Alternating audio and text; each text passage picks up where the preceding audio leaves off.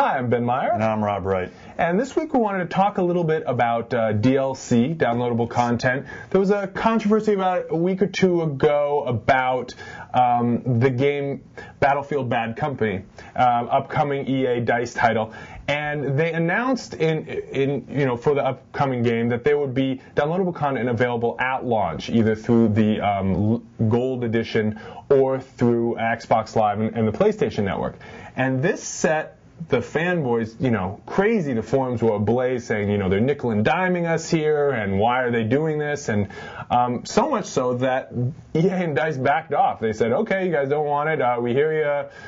Sorry. And but it was definitely a big controversy, and it got us thinking about downloadable content and whether this is trending towards this way, not just post-release content, but at release and more with the success of some of the other downloadable content on the consoles, whether this was a growing trend across the industry. So, Rob, what do you think about this? Well, I think that the controversy with Bad Company is an interesting one. It definitely shows that not all DLC strategies are good ones. I mean, for one thing, charging gamers for weapons, that's going to upset them. And number two, EA countered by saying that don't worry, but the guys that actually buy the weapons aren't going to have a distinct advantage. It's not going to lead to unbalanced gameplay. Well, if that's the case, if you're not really going to why would you buy the weapons? If you're not going to get an advantage, why would you buy the weapons? I don't know. So that got shot down though. But it's good in a way because it's definitely showing that DLC, the interest in DLC is growing, and more developers and publishers are looking into providing content after the game is released or while the game is being released in that launch window. And that's a good thing. I mean, classic example being with the Xbox 360 Mass Effect. BioWare released the game, the RPG originally, and then after the fact, post-release DLC adventure with Bring Down the Sky. So an add-on chapter to the game. And I haven't had the pleasure yet, but I'm looking forward to it. But the interesting thing about that was they released the Bring Down the Sky chapter through Xbox Live and, charged a fee for it. It wasn't free, obviously. But, they have the PC version of Mass Effect coming up, I think, at the end of next month in May. And BioWare recently said that the Bring Down the Sky chapter is not going to be available with the PC version of Mass Effect. We're going to have to wait a little bit longer for that. And they didn't say when it's going to be out. This has some people a little concerned, but I think given BioWare's track record, they've done right by the PC gamer. I think eventually we'll see the Bring Down the Sky content come out in some way or in some shape or form. But you do kind of wonder, why is it that downloadable content seems so huge right now on the consoles. I mean, Guitar Hero, Rock Band, bonus tracks, downloading millions of songs out there. Big moneymaker. Yeah, and there's just a lot of downloadable content that's being added to Xbox Live in particular, but also the PlayStation Network.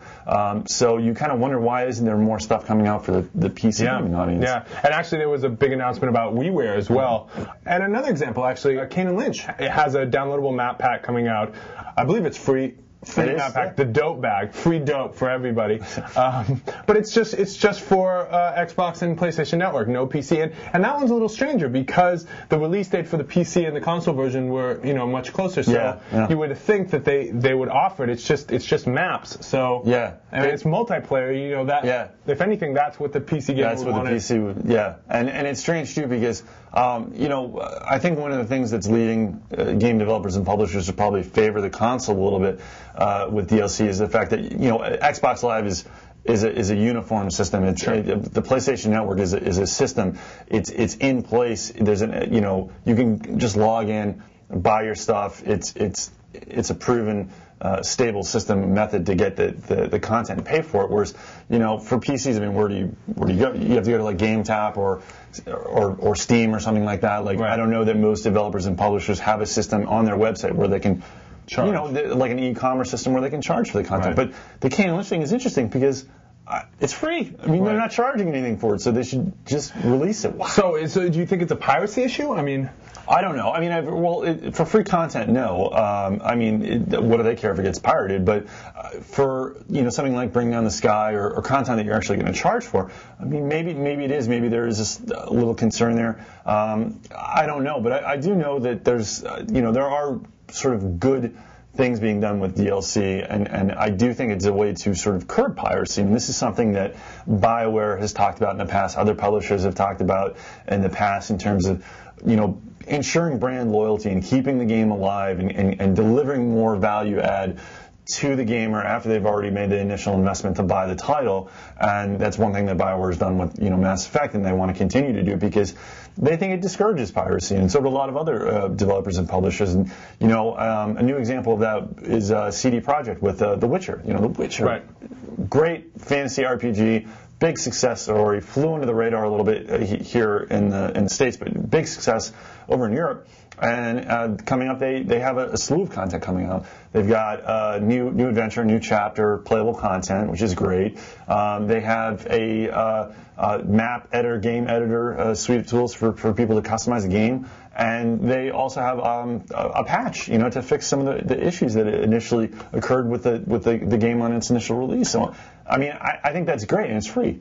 Yeah, well, I mean, so I guess that's kind of the challenge, though, for the publishers to really want to invest in high quality, exceptions like The Witcher notwithstanding, but to really push DLC to the PC more. I think there has to be a better payment scheme. Even if you're not charging much, there has to be a more centralized, whether it be Steam or something else. Because I actually think that it could be a really good thing for PC gaming if you have DLC that's almost episodic. You charge a lot less at the instance. Less people pirate it because you don't have to pay $50. You pay $20 or $15 at first, and then there's 3 or 4 more episodes or parts of the game that you can either purchase at launch or down the road after you've determined whether the game's worth playing or not. Yeah. And I think it could be a really good business model for PC gaming, but they have to have a centralized place to buy there's no centralized platform as it is right now. I mean, Steam being the biggest one, but I mean, you wonder if they can really embrace DLC for the PC and find a way to continuously deliver it for people and deliver that value add. Could you make more money off of doing post-release DLC than you would with subscription fees for MMOs? I mean, that could be a great business model if it's done right. So. Well, Amazon, if you're listening, you're doing downloadable audiobooks. Can we get some downloadable content for the PC, please? Seriously. But that's all the time we have for this week. I'm Ben Meyer. And I'm Rob Wright. And we'll see you again next time.